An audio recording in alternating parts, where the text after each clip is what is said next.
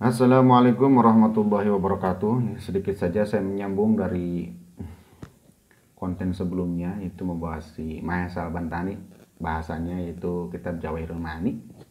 Di situ saya menyambung mengenai masalah kebal senjata, baik senjata tajam ataupun senjata api. Jadi begini ya, mengenai kebal senjata itu maknanya luas pemirsa, luas maknanya. Jadi tidak bisa diartikan hanya dengan tidak tembus, tapi itu juga termasuk, ya kan? Orang mau menebas Anda dengan pedang, set, tidak nyampe, itu juga termasuk kebal. Orang mau nebas, tiba-tiba ada pohon ataupun pohon tumbang atau kayu menghalangi pedang tersebut menebas Anda, akhirnya kena pohon tersebut, itu juga termasuk. Atau juga Anda bisa menangkis dengan kayu ataupun dengan tangan, terus tangannya tidak apa-apa, itu juga termasuk. Ataupun Anda umpamanya mau dibunuh, diancam, orangnya sudah ada 100 meter, tiba-tiba di antara Anda dengan musuh Anda tersebut terjadi banjir, akhirnya orang itu tidak nyampe ke Anda, Andanya bisa lari selamat, itu juga termasuk. Kan intinya doa kebal senjata itu kan kita meminta selamat dari senjata tajam ataupun senjata api yang melukai tubuh kita. Gitu. Jadi tidak hanya harus dicolokkan, tidak apa-apa. Jadi yang dimaksud orat tedas singgaman, bahasa Jawanya, atau tidak mempan senjata tajam atau senjata api, maknanya luas. Jangan diartikan saklek. Contohnya banyak lah. Pokoknya kita selamat dari senjata itu, intinya itu fungsi doa tersebut, fungsi suatu amalan tersebut, fungsi suatu hijab tersebut, apapun sebabnya, Allah menurunkan sebab supaya jangan sampai ini pedang atau senjata api mengenai kita. Allah bikin satu cara untuk menghalangi, itu juga termasuk. Allah itu untuk menyelamatkan kita dengan berbagai cara, tidak hanya pedang tak di sini terus tidak tembus, tidak gitu saja. Luas pemahamannya. Mengenai Nabi juga, nah ini sudah saya bahas di konten sebelumnya. Orang mau kebal senjata tidak dilarang. Nabi juga waktu perang kan pakai baju baju baja biar senjata tidak kena. Itu kan salah satu usaha agar selamat dari tebasan pedang, dari senjata. Terus ditambah lagi doa. Nabi juga kalau mau mengalahkan, sekali doa itu habis orang kafir. Kan Nabi tidak, pengen berjuang secara manusiawi. Gitu. Tidak pakai baju zirah atau pakai baju baja juga Nabi bisa. Tanpa tembus senjata bisa. Tapi Nabi tidak menginginkan itu. Dia pengen seperti perjuangan manusia pada umumnya. Ditawari mereka, Jibril, ini saya timpa nih orang-orang kafir, orang musyrik pakai gunung, tak, jangan. Tenang. Kan? Kalau mau ya habis mereka. Aduh, ini kameranya. Seperti itu.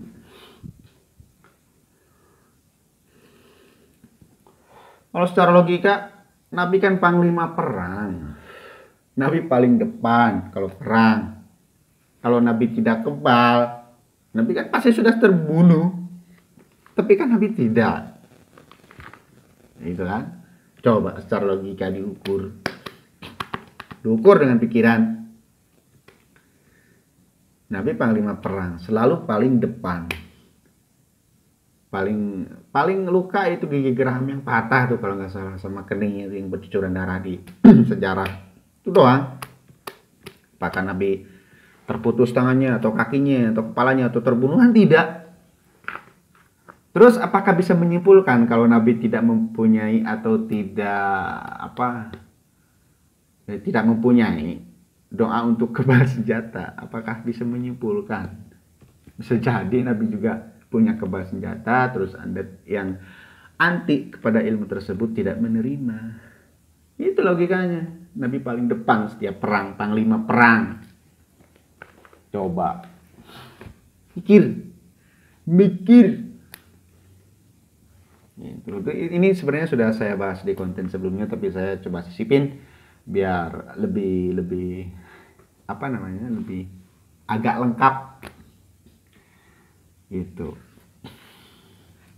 Orang pengen kebal senjata tidak salah. Memang kebanyakan orang-orang sekarang tuh banyakan trik, ya kan? Kebanyakan bohong mengenai kebal senjata karena memang ada triknya.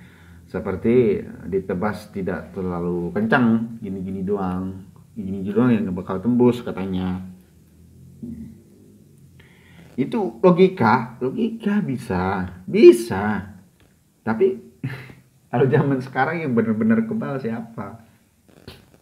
Kalau zaman dulu mungkin banyak. Kalau sekarang ya ada, tapi mungkin sedikit, tidak sebanyak orang dulu.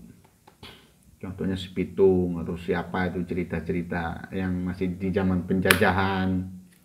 Bahkan ada logika begini, kalau memang di Indonesia banyak orang sakti, kenapa Indonesia harus begitu lama melawan penjajah?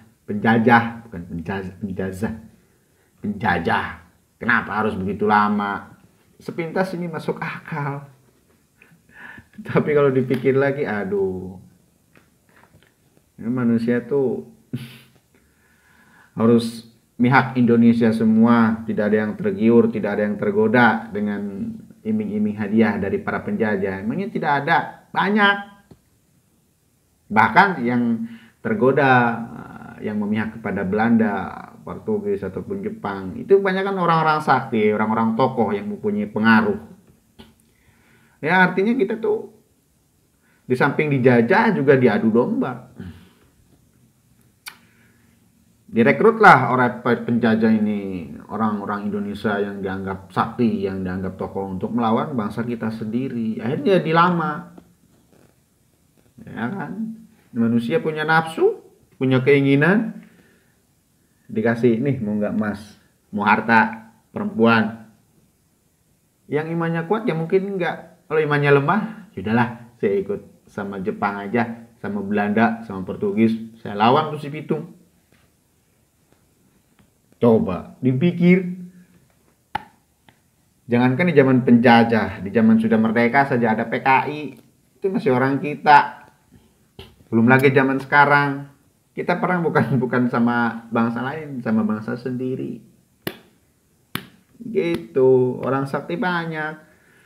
Kalau orang saktinya tidak bersatu, ya mana bisa. Kalau bersatu nih, dulu seluruh Indonesia mengusir penjajah, ya mungkin seminggu kali udah kabur. Orang istilahnya banyak yang memihak, gimana? Enak sekali itu logika, kayak bener. Kalau memang di Indonesia banyak orang sakti, kenapa kita dijajah begitu lama, sampai ratusan tahun? Ente kira semua orang Indonesia pro Indonesia semua?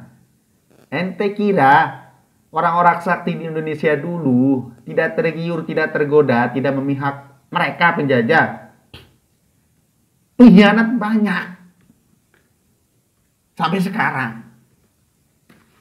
Pikir. Semoga bermanfaat. Wallahul muwaffiq ila aqwamit thoriq. Wallahul muwaffiq ila aqwamit thoriq. Wassalamualaikum warahmatullahi wabarakatuh.